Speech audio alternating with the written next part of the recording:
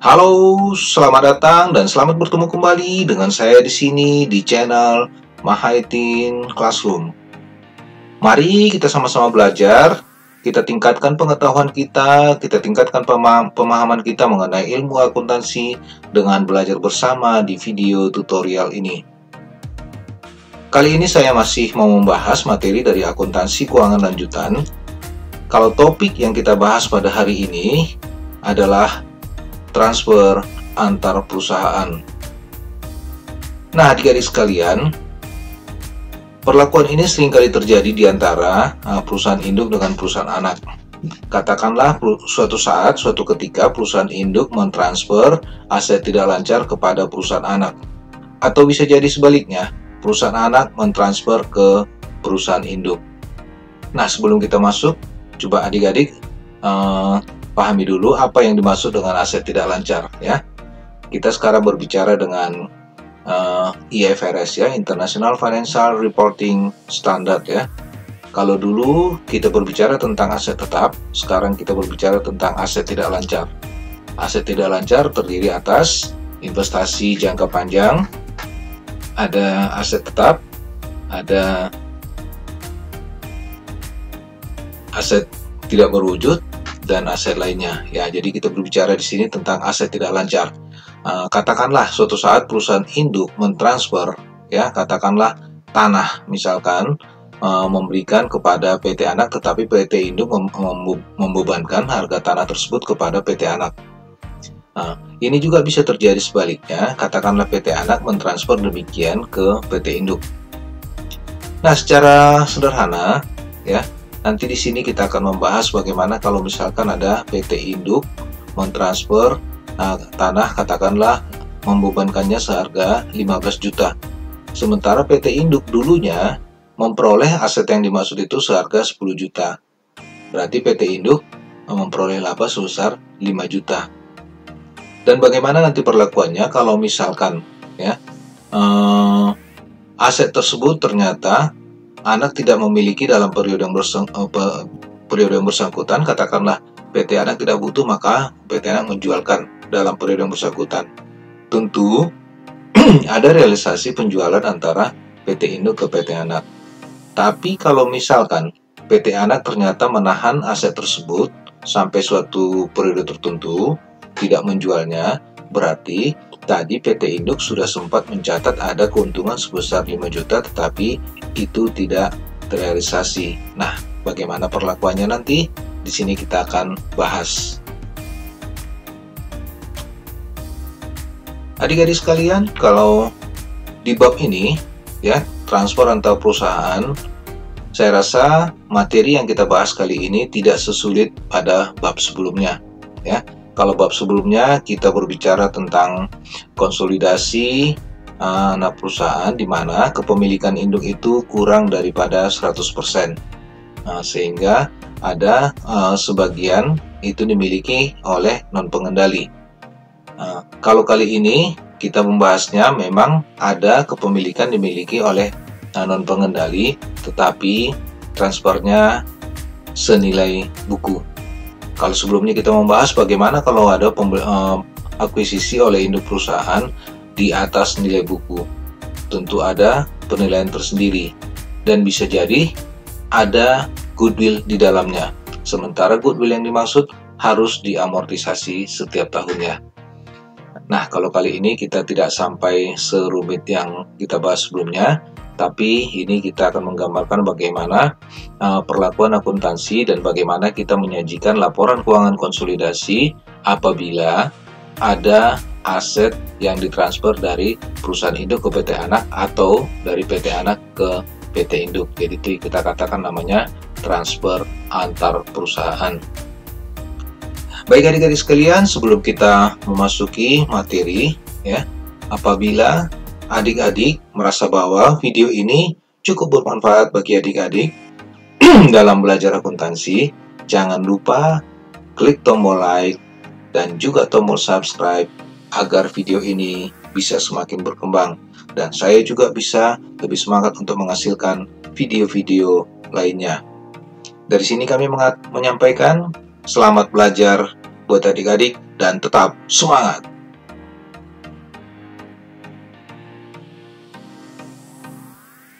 Nah, baik adik-adik, kita coba ambil materi. Kali ini, pada sesi ini kita masih berbicara tentang teori pendahuluannya sebelum kita memasuki contoh kasus transfer antar perusahaan. Nah, kita lihat dulu pengertian di sini. Transfer antar perusahaan itu merupakan transfer antar perusahaan dari perusahaan-perusahaan yang berelasi, ya. Dikatakan berelasi apabila ada hubungan kepemilikan sahamnya. Katakan dari perusahaan induk ke PT anak, atau dari PT anak ke PT anak yang lain, ya, sesama PT anak, itu kita katakan transfer antar perusahaan yang berelasi. Ide pokok dari laporan keuangan konsolidasi adalah menyajikan aktivitas dari afiliasi konsolidasi seakan-akan perusahaan afiliasi yang terpisah tersebut merupakan suatu perusahaan tunggal. Nah, di sini kita harus asumsikan bahwa perusahaan induk dan perusahaan anak itu harus merupakan perusahaan yang terpisah, ya. Kita asumsikan perusahaan yang terpisah, namun karena ada kepemilikan antara PT induk dengan PT anak, suatu saat harus dibuatkan namanya laporan keuangan konsolidasian. Kalau kita lihat, ya, figur di bawah ini, katakanlah di sini ada perusahaan induk, katakan memiliki perusahaan anak dan juga ada perusahaan anak lainnya namanya perusahaan B, ya. Kalau kita lihat dari garis, ya, tanda panah ini, kalau PT induk ke PT anak atau PT anak ke PT anak yang lain atau PT anak ke PT induk, itu kita sebut dengan perusahaan yang berelasi. Namun kalau misalkan ada transaksi, ya katakanlah PT induk ada memperoleh satu aset dari perusahaan luar, nah ini kita katakan gambar dari sini ada dari luar, atau bisa jadi terjadi untuk anak juga ada yang dari luar, ya, masuk, dan kemungkinan juga anak menjualnya keluar. Demikian juga untuk perusahaan B. Bisa jadi perusahaan B itu membeli dari perusahaan luar, atau bisa jadi memperoleh dari perusahaan induk, tapi perusahaan B juga menjualnya ke perusahaan luar, ya. Ini sekedar gambarannya di figur 61.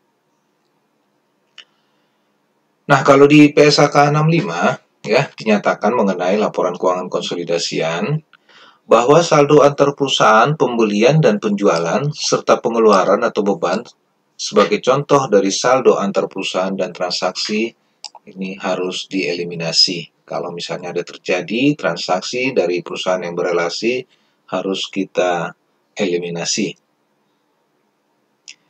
Laba belum terrealisasi dari transfer antar perusahaan disebut laba antar perusahaan yang belum terrealisasi, unrealized intercompany profit, ya. Nah, kalau ini belum terrealisasi, nanti kita lihat ini harus ditunda, ya.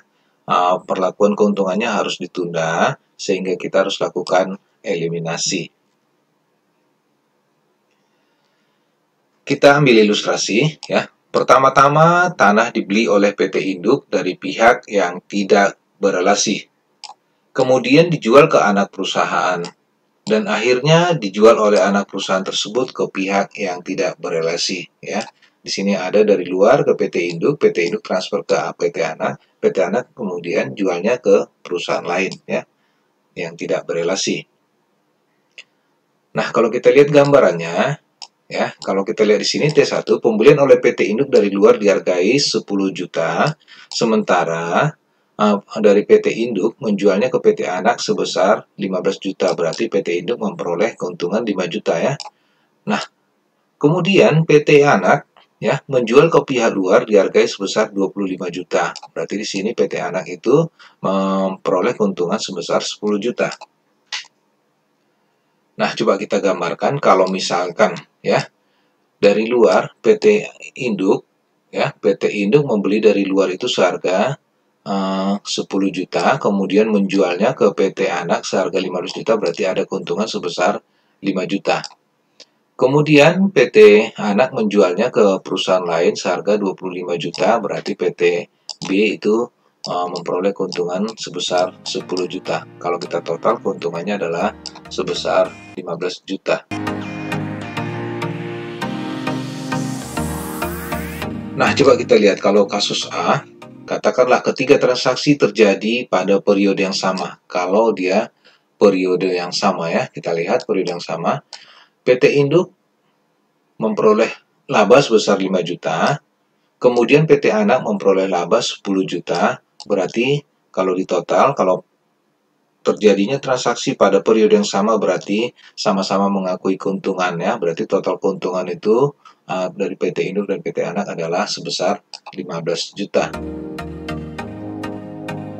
Nah, bagaimana kalau misalkan ya transaksi yang diselesaikan selama periode berjalan? Kita katakan hanya transaksi T1 yang diselesaikan selama periode berjalan. Coba kita lihat tadi T1 itu pembelian oleh PT Induk dari luar seharga 10 juta. Bagaimana kalau hanya T1 yang terjadi? Berarti PT Induk belum memperoleh laba ya tentunya karena dia baru membeli kemudian dia menahannya. PT Anak tidak ada transaksi sama sekali sehingga kalau kita total juga laba dari konsolidasian itu juga 0. Nah, coba kalau kasus C. Bagaimana kalau hanya transaksi T1 dan T2 yang diselesaikan selama periode berjalan dalam satu periode? Berarti PT Induk tadi membeli dari luar 10 juta kemudian menjualnya ke PT Anak seharga 15 juta, berarti PT Induk punya keuntungan 5 juta. Sementara PT Anak sampai akhir periode masih menahan, belum menjualnya. Berarti hanya satu penghitungan keuntungan ya oleh PT Induk. PT Anak belum memperoleh keuntungan karena belum menjualnya ya. Oke, bagaimana kalau kasus D ya? Hanya T3 yang diselesaikan selama periode berjalan ya. Katakanlah PT Induk ya tidak memperoleh keuntungan lagi karena sudah transfer ke PT Anak, sementara PT Anak menjualnya ke pihak lain ya dengan memperoleh keuntungan sebesar 10 juta, sehingga tadi PT Anak itu sudah memperoleh keuntungan sebesar 15 juta, PT Anak tadi memperoleh keuntungan 10 juta dan PT Induk 10 juta, berarti totalnya adalah sebesar 15 juta ya. Ini tadi salah ya, 25 kurang 15 ya.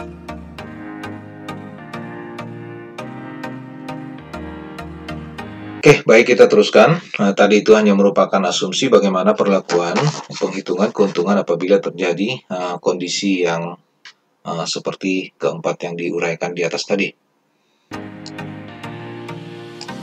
Kita lanjutkan, jika PT Induk menjual jasa konsultasi ke PT Anak sebesar 50 juta, induk perusahaan akan mengakui pendapatan konsultasi sebesar 50 juta ya. Pendapatannya sebesar 50 juta.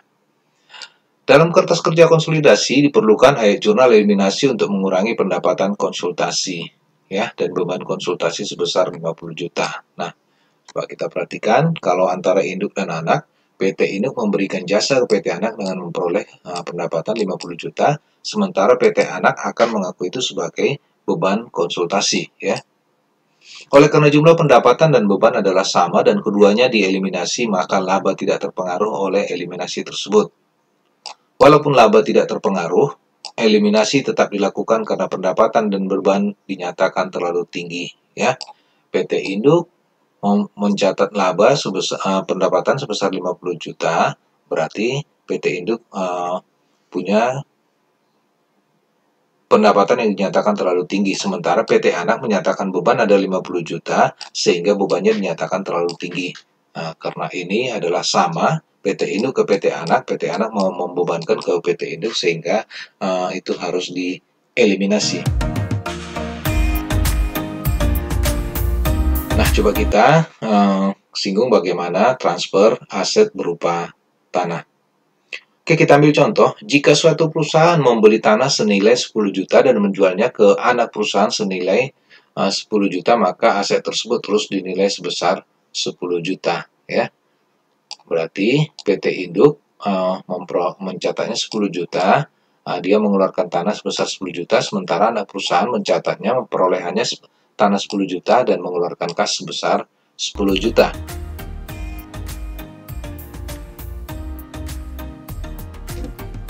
Ilustrasi lain, asumsikan bahwa PT Induk mengakuisisi tanah sebesar senilai 20 juta pada tanggal 1 Januari 20X1 dan menjual tanah tersebut ke anak perusahaan. PT Anak pada tanggal 1 Juli sebesar 35 juta, maka dapat digambarkan PT Induk membeli dari luar seharga 20 juta, kemudian mentransfer atau menjualnya ke PT Anak seharga 35 juta ya, dalam tempo setengah tahun ya, 1 Januari ke 1 Juli 20X1. Nah, bagaimana pencatatan yang dilakukan oleh PT Induk? Kita lihat tanggal 1 Januari ketika PT Induk mentransfernya membeli tanah ya, PT Induk mengeluarkan kas 20 juta dan mencatatnya sebagai perolehan tanah sebesar 20 juta. Kemudian ketika PT Induk mentransfer ke PT Anak seharga 35 juta ya, 35 juta, berarti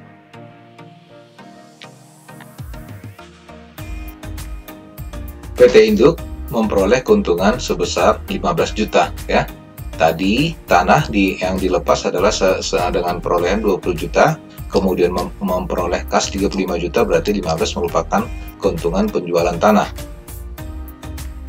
Nah, bagaimana PT Anak mencatatnya? PT Anak mencatat ketika tanggal 1 Juli PT Anak memperoleh tanah sebesar 35 juta, berarti PT Anak mendebitnya 35 juta dengan mengeluarkan kas sebesar 35 juta.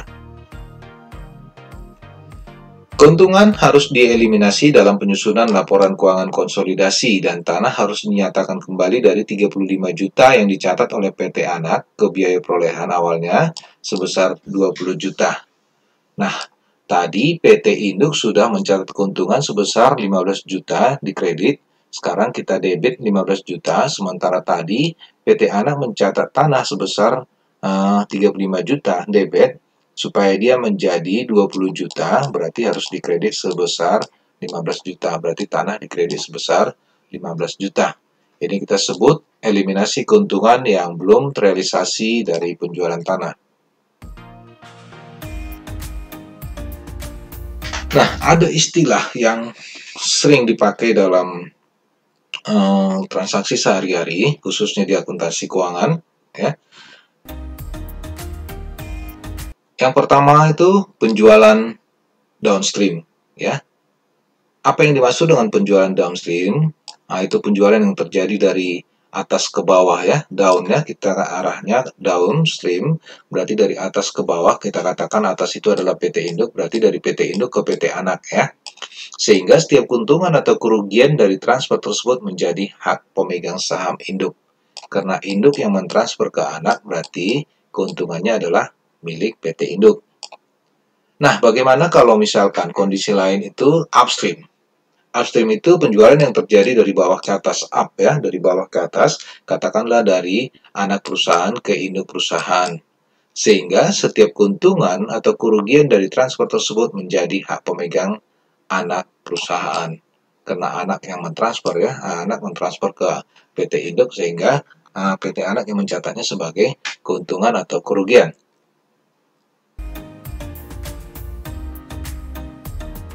Nah, nanti kita akan membahas bagaimana perlakuan akuntansi dan bagaimana menyajikan laporan keuangan konsolidasi untuk kedua kondisi di atas.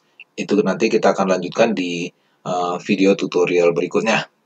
Nah, di sini coba kita lanjutkan bagaimana kalau misalkan ya PT Ideal memiliki 75% saham biasa dari PT Akasia ya. PT Ideal merupakan induk ya karena memiliki 75%.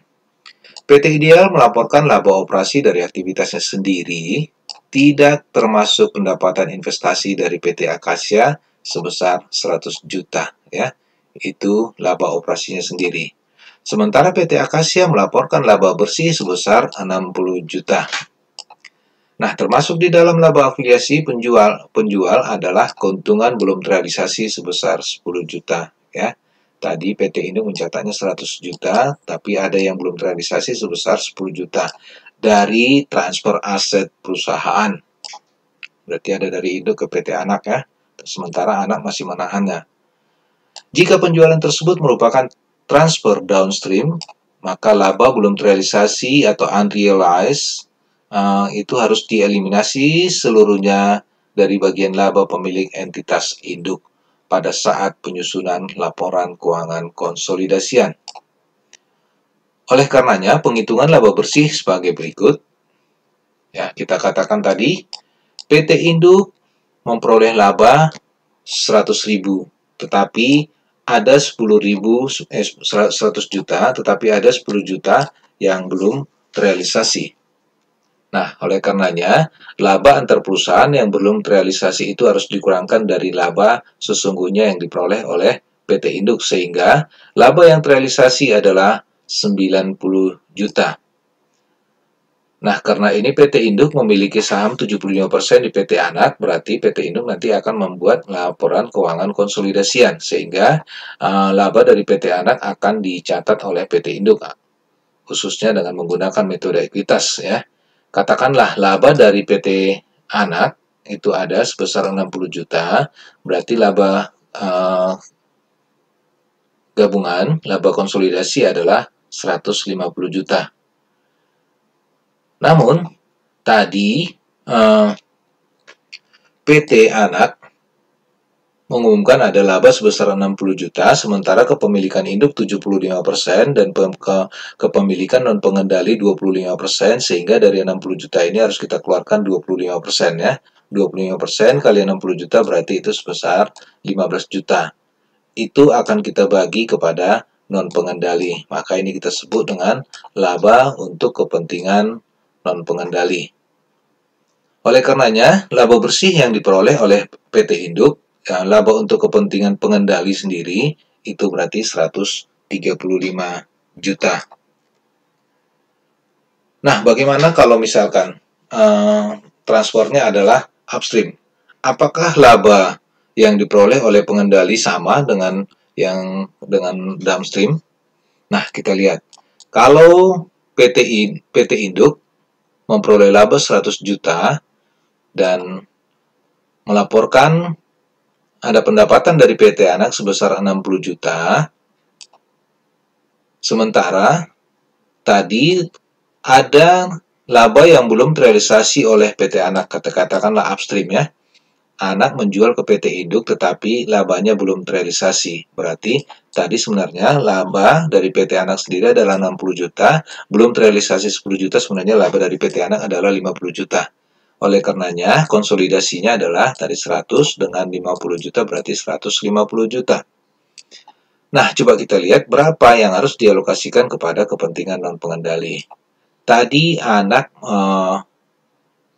memperoleh laba sesungguhnya adalah 50 juta, 25% untuk kepentingan non-pengendali berarti 25% kali 50 juta itu adalah sebesar 12.500.000. Oleh karenanya, laba konsolidasi yang sesungguhnya untuk kepentingan pengendali itu 150 juta kurang 12.500.000, itu kita sebut dengan laba untuk kepentingan pengendali sebesar 137.500. Nah, kalau kita hitung tadi, laba dari PT Anak 60 juta, untuk kepentingan non-pengendali 25% itu berarti 15 juta untuk kepentingan non-pengendali ya. Itu tadi kalau downstream ya. Kalau dia upstream, coba kita lihat, tadi labanya 60 juta, sementara ada yang tidak, yang belum terrealisasi 10 juta, berarti laba sesungguhnya PT Anak adalah 50 juta. 25% untuk kepentingan non-pengendali, berarti itu 12.500.000 untuk laba yang dialokasikan ke kepentingan non-pengendali. Nah, adik-adik, ini sebagai pengantar kita sebelum kita membahas kasus bagaimana kalau misalkan ada penjualan downstream dan bagaimana kita membuat laporan keuangan. Dan apabila adik-adik mau merasa bahwa video ini bermanfaat bagi adik-adik, jangan lupa klik tombol like dan juga tombol subscribe agar video ini bisa semakin berkembang. Dan juga agar ada pihak lain yang bisa memperoleh manfaat dari video tutorial ini, jangan lupa adik-adik klik tombol share, bagikan kepada rekan-rekan yang lain yang mau belajar akuntansi, agar semakin banyak orang yang bisa terbantu dengan video tutorial ini. Akhir kata, saya mengucapkan salam akuntansi, tetap semangat.